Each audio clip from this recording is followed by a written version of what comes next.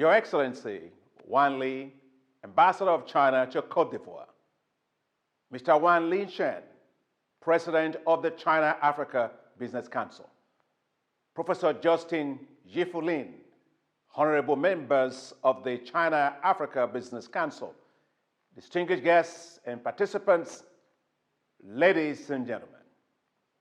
I am delighted to speak to you on this wonderful occasion. The launch of the report on Chinese enterprises' investments in Africa represents yet another milestone in the long-standing friendship between our peoples, a friendship marked by mutual respect and a shared desire to improve the lives and livelihoods of our peoples. I have fond memories of my visit to China for the 2018 Forum on China-Africa Cooperation, FOCAC. The theme of the summit, China and Africa, toward an even stronger community with a shared future through win-win cooperation, demonstrated a strong desire of China to partner with Africa to accelerate the continent's economic growth and development. The Forum for China-Africa Cooperation, FOCAC, has continued to be a strong platform to strengthen China-Africa cooperation with the announcement by President Xi of $60 billion of financing package for Africa. I am very pleased that the next FOCAC will be held in Africa, in Senegal in 2021.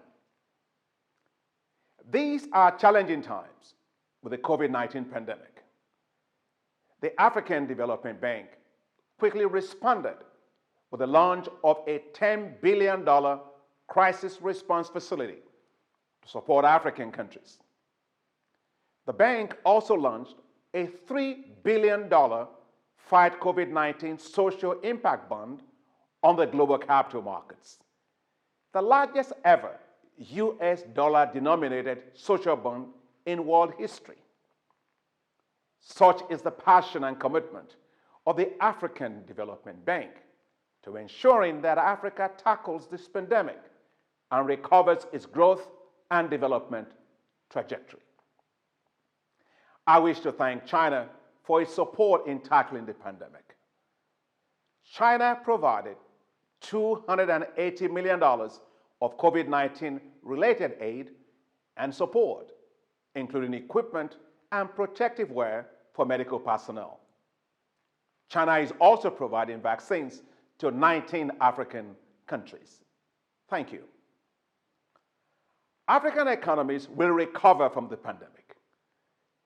GDP growth rate is expected to recover from 2.1% in 2020, which was the lowest in 2 decades, to 3.4% in 2021 as commodity prices and tourism recover, as well as trade, investment, and of course, financial flows. China will continue to be a strong partner for Africa to boost its recovery and long-term economic growth and development. You can understand why. In just 2 decades, China has become Africa's most important economic partner.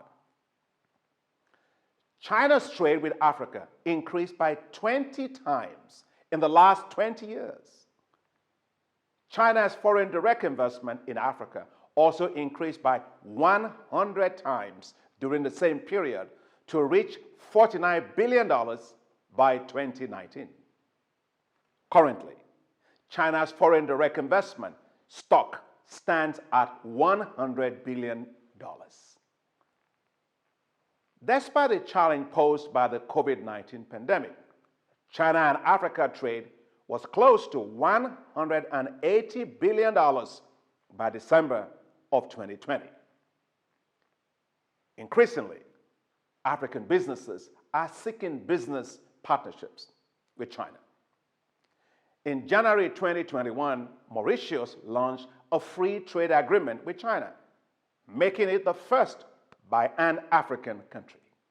African businesses are partnering with more Chinese companies.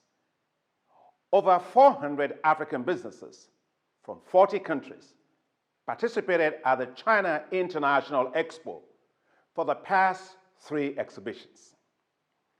Now, Chinese firms of all sizes and sectors are bringing capital investment, management and know-how, and entrepreneurial energy and drive to every corner of the continent. In doing so, they are helping to accelerate the progress of Africa's economies. Today, there are well over 10,000 Chinese-owned firms in the continent, many of which are involved in transformational investments all across the continent.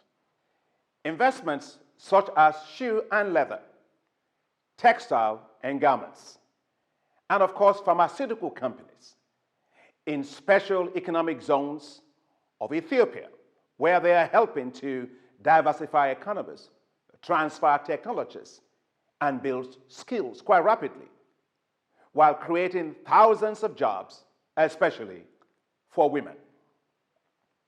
Investments such as a continent-wide private venture telecommunications company with specially tailored products, including even keyboards in local languages.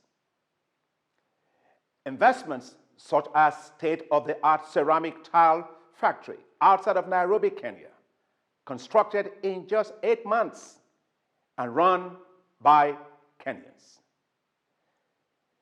Investments such as a truck assembly and marketing giant in Lagos, Nigeria, that has partnered with a local firm to manufacture for the local market.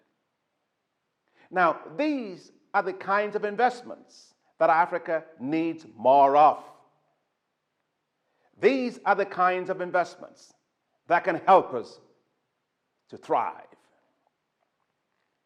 The African Development Bank Group, of which China is a very important shareholder, stands ready to strengthen its partnership with China and with Chinese companies. We are pleased to be working closely with Chinese companies in the field of infrastructure. The $2 billion Africa Growing Together Fund that China has at the African Development Bank helps us to co-finance major infrastructure in several African countries. I am delighted that China will be co-financing with the African Development Bank the development of special agro-industrial processing zones in several African countries. This is part of the African Development Bank Group's strategy to unleash the potential of Africa in agriculture through the development of integrated infrastructure and logistics to strengthen the emergence of globally competitive food and agricultural value chains. As you hold this China-Africa Business Council, remember that Africa offers the world with very attractive investment opportunities. Think of the following. About 65% of the uncultivated arable land left to feed the world is in Africa. Africa's population of 1.3 billion people is expected to double in size within the next 30 years. The Africa Continental Free Trade Area, with a collective GDP of $3.3 trillion, will become the largest free trade zone in the world. Consumer spending in Africa will reach a whopping $2.1 trillion by 2025. The size of the food and agricultural market of Africa will reach $1 trillion by 2030. With rapid expansion of digitalization and mobile phones, the size of Africa's digital money market is projected to be $300 billion. Africa's rapid urbanization presents huge opportunities for investments in energy, especially renewable energy, transport, housing, water, and sanitation. Africa's pharmaceutical market, worth $25 billion, remains largely untapped. So huge opportunities exist for investing in building Africa's pharmaceutical industries and vaccines manufacturing capacities to cope with the current and future pandemics. As China businesses take greater interest in Africa, I wish to invite you all to the Africa Investment Forum, Africa's premier investment marketplace, to be held on 17 to 19 November 2021, virtually. Over the past two editions of the Africa Investment Forum in 2018 and 2019, we achieved great success in attracting over $78 billion in investment interest in Africa, all in less than 72 hours. But we must ensure that investments meet specific sets of criteria. Africa needs quality investments. Africa needs environmentally sustainable investments. Africa needs investments that will build local supply chains and upgrade the skills of its youth and well-trained populations. Africa needs socially responsible investments that empower, not disempower, communities. It must be win-win investment partnerships. Together we invest. Together we prosper. Once again, I congratulate you on the launch of the report on Chinese enterprises' investment in Africa, power of the market, and role of the private sector. Let's move forward together for shared prosperity. Thank you very much.